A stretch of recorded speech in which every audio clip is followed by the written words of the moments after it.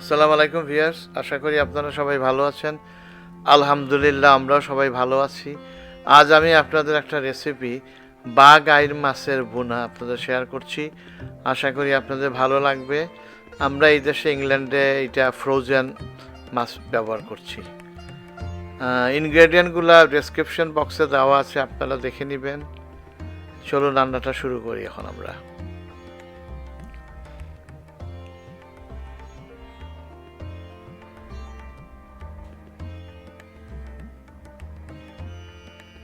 এখন আমরা মাছগুলাকে একটু মিশিয়ে নিব লবণ, হলুদ এবং মরিচের গুঁড়ো দিয়ে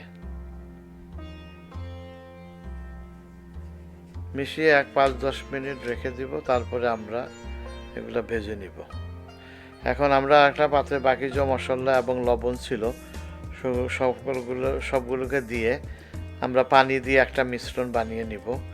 পরে আমরা এটা রান্নার সময় ব্যবহার করব।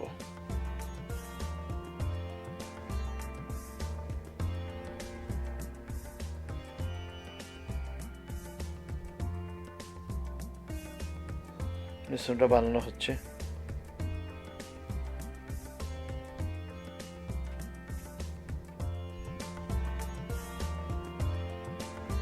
এখন আমরা পাত্রের মধ্যে কুকিং অয়েল দিলাম। তেলটা গরম হওয়ার পর আমরা মাছের টুকরাগুলো আস্তে আস্তে দিয়ে দিচ্ছি।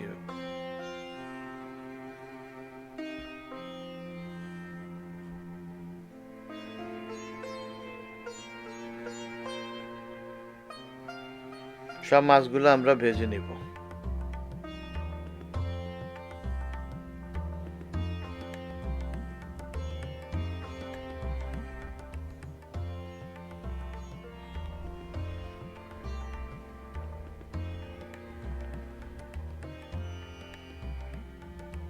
এখন মাছগুলোকে আমরা একে একে উল্টিয়ে দিচ্ছি।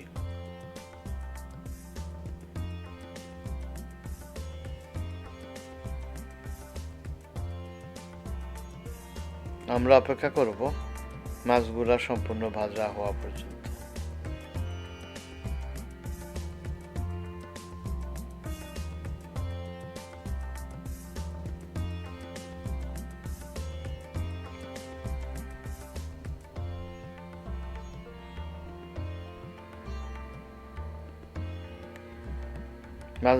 মাছগুলা ভাজা হয়ে গেছে, আমরা একে একে তুলে নিচ্ছি।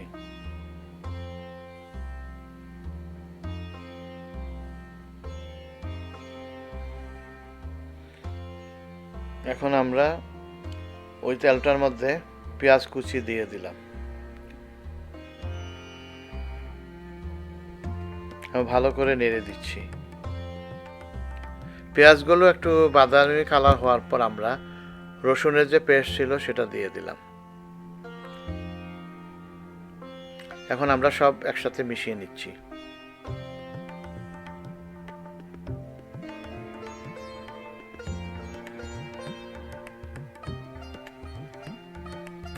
সামান্য একটু গরম পানি দিলাম যাতে মশলাটা জ্বলে না যায়।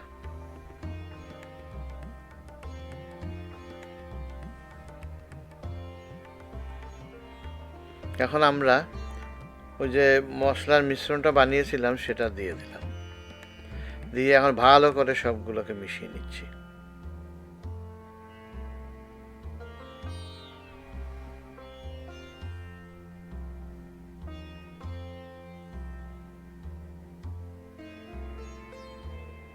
ভালো করে মশলাগুলোকে কষিয়ে নিতে হবে। সামান্য পানি আর একটু দিয়ে দিলাম।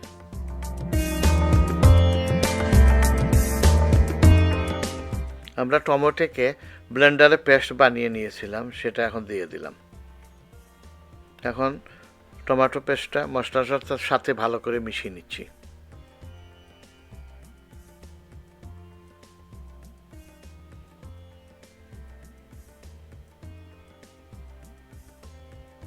এখন একটু সামান্য পানি দিয়ে দিলাম।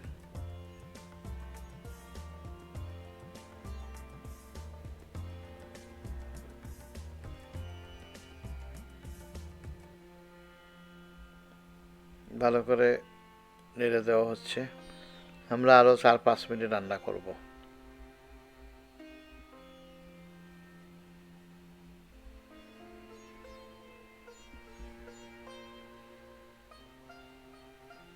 এখন আমরা ঢেকে রাখলাম আরও কিছু সময়ের জন্য।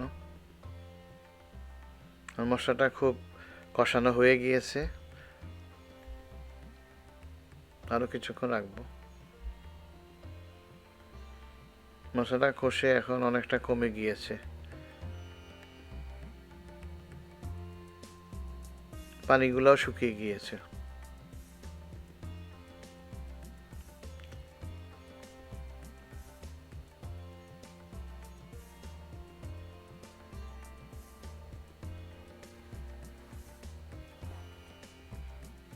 আরও সামান্য পানি দিলাম।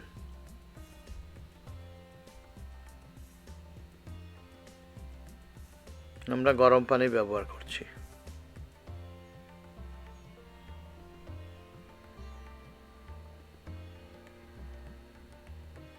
আবার ঢেকে রাখলাম আমরা কিছু সময়ের জন্য। এখন মশলাটা অনেকটা শুকিয়ে এসেছে।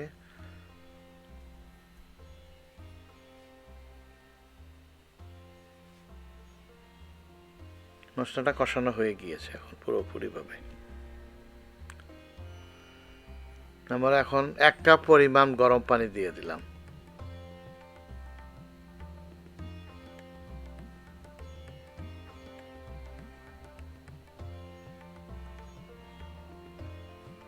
এখন আমরা ভাজা মাছগুলো একে একে দিয়ে দিচ্ছি।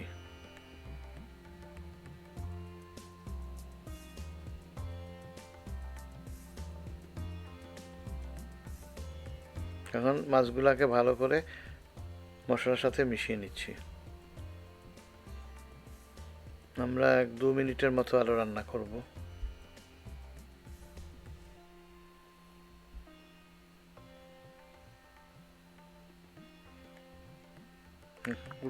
মাছগুলো একটু উল্টে উল্টে দেওয়া হচ্ছে।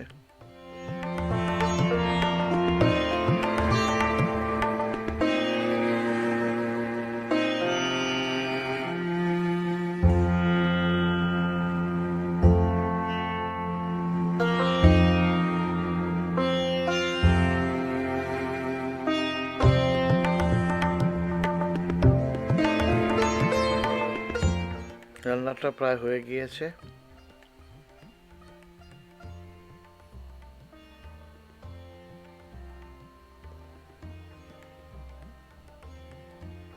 এখন আমরা কাটা কাঁচা মরিচগুলো দিয়ে দিলাম।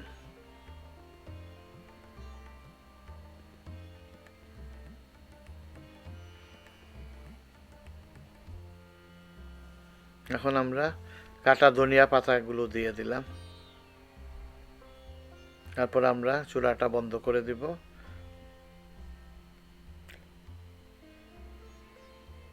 রেসিপিটি যদি আপনাদের ভালো লাগে তাহলে লাইক দিবেন, শেয়ার করবেন, আপনাদের মূল্যবান কমেন্ট দিবেন, আমাদের চ্যানেলটা সাবস্ক্রাইব করবেন। যারা সাবস্ক্রাইব করেছেন তাদেরকে অনেক অনেক ধন্যবাদ।